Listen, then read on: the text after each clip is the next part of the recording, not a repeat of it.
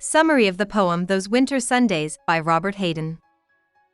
Robert Hayden's Those Winter Sundays is a deeply reflective poem that explores themes of parental love, sacrifice, and the speaker's late realization of his father's quiet devotion.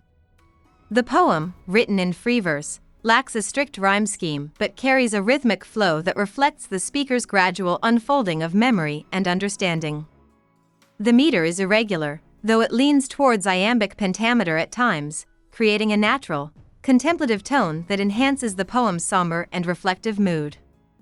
The structure of the poem consists of 3 stanzas of unequal length, which mirror the way memories often surface in fragments. The first stanza begins with a detailed description of the father's actions on cold winter mornings. The phrase Sundays too immediately signals that the father's labor was not confined to weekdays. Even on a day of rest, he rose early to tend to his family's comfort. The imagery of blue-black cold evokes not only the harshness of winter but also an almost bruised, painful quality, reflecting the father's hardship. His hands, cracked and aching from labor, suggest years of hard work, yet his actions remain unnoticed. No one ever thanked him. This line introduces the theme of unacknowledged parental sacrifice, emphasizing the father's quiet endurance. In the second stanza, the speaker recalls waking up to the sounds of the house warming, the cold splintering, breaking, a striking auditory image that suggests how the warmth slowly overtakes the bitter cold. This imagery serves as a metaphor for the father's love, which, though initially unrecognized, was always present in the background, making the home livable. The stanza also introduces a more complex emotional layer. The speaker hesitates to rise, dreading the chronic angers of that house. This phrase suggests a household marked by tension, possibly emotional distance or unspoken resentments. The father's love, though steadfast, was not necessarily tender or expressive, which may have contributed to the speaker's lack of appreciation at the time. The final stanza brings the speaker's retrospective understanding. The phrase speaking indifferently to him suggests the emotional distance the speaker maintained towards his father in childhood. Yet, despite this coldness, the father continued his acts of care, not only warming the house but also polishing his child's shoes, another gesture of quiet devotion. The poem closes with the poignant repetition, "What did I know? What did I know?" of love's austere and lonely offices.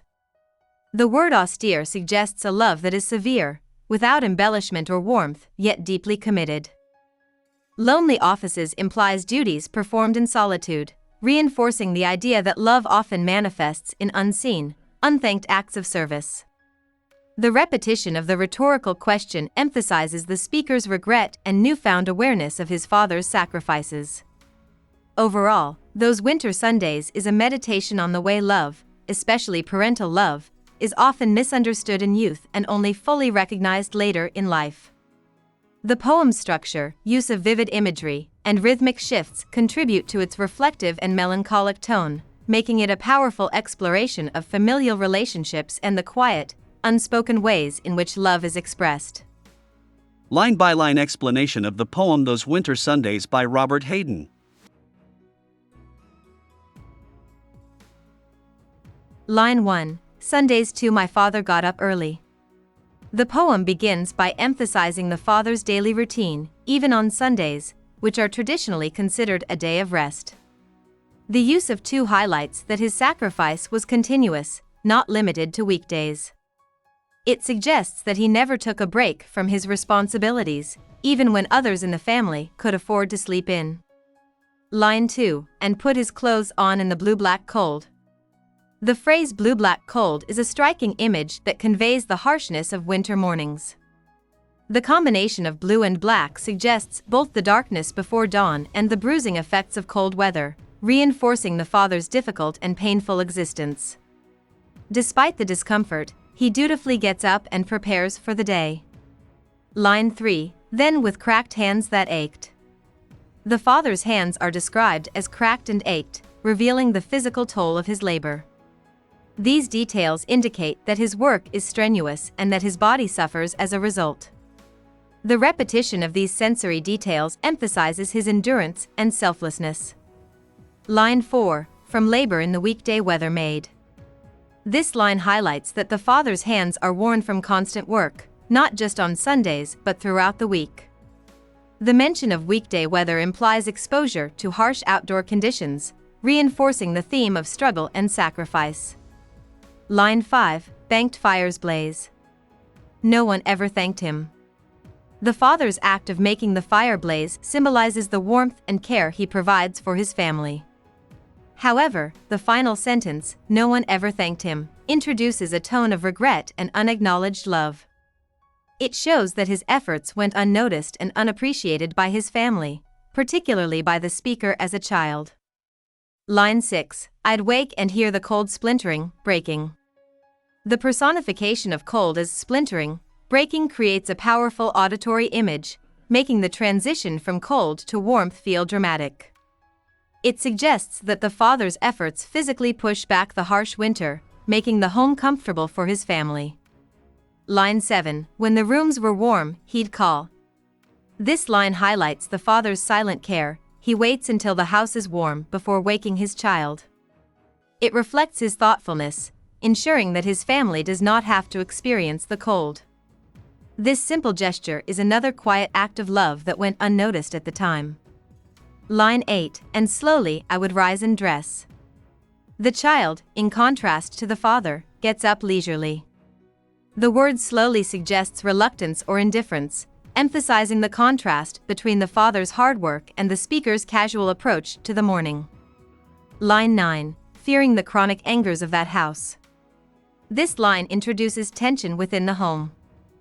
The phrase chronic angers suggests a persistent atmosphere of conflict or unhappiness, possibly due to financial struggles, strict discipline, or emotional distance. It indicates that love in this household was not expressed through affectionate words but rather through quiet acts of responsibility and duty. Line 10, speaking indifferently to him. The speaker admits to treating his father with indifference, failing to recognize his sacrifices. This indifference likely stems from a lack of understanding of his father's struggles during childhood, further emphasizing the theme of unappreciated love. Line 11, who had driven out the cold. The father's efforts are directly linked to warmth and protection. He metaphorically drives out the cold, signifying that he shields his family from hardship, yet he receives no gratitude for it. This line reinforces the idea that love is often expressed in practical, unspoken ways. Line 12, and polished my good shoes as well. This seemingly small act, polishing his child's shoes, reveals yet another layer of the father's care. It shows that beyond providing warmth, he also ensured his child was presentable, perhaps for church or school. This detail underscores the depth of his silent devotion. Line 13, what did I know, what did I know? The repetition of what did I know conveys deep regret. As an adult, the speaker realizes how little he understood about his father's sacrifices when he was a child. The line expresses guilt for having taken his father's love for granted. Line 14, of love's austere and lonely offices? The final line captures the essence of the poem. The word austere suggests that love is often strict, disciplined, and without outward affection. Lonely offices implies that the father's sacrifices were made in solitude, without recognition or reward.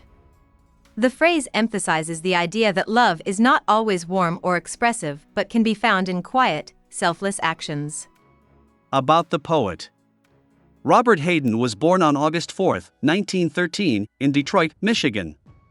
Originally named Asa Bundy Sheffey, he was raised in a foster home after his parents separated.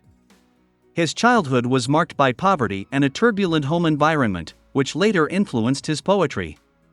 Hayden developed a passion for literature and pursued studies at Detroit City College, now Wayne State University, and later at the University of Michigan, where he studied under W. H. Auden. He became the first African American to be appointed as the U.S. Poet Laureate, then called consultant in poetry to the Library of Congress, in 1976. His poetry often explored themes of African American history, personal identity, and social justice. Known for his precise language and deep emotional impact, his works include Those Winter Sundays and Middle Passage. He died on February 25, 1980, leaving behind a significant literary legacy. Hope we summarized it fully and you liked it. Please hit the like button and subscribe to our channel so that we are motivated to create more videos.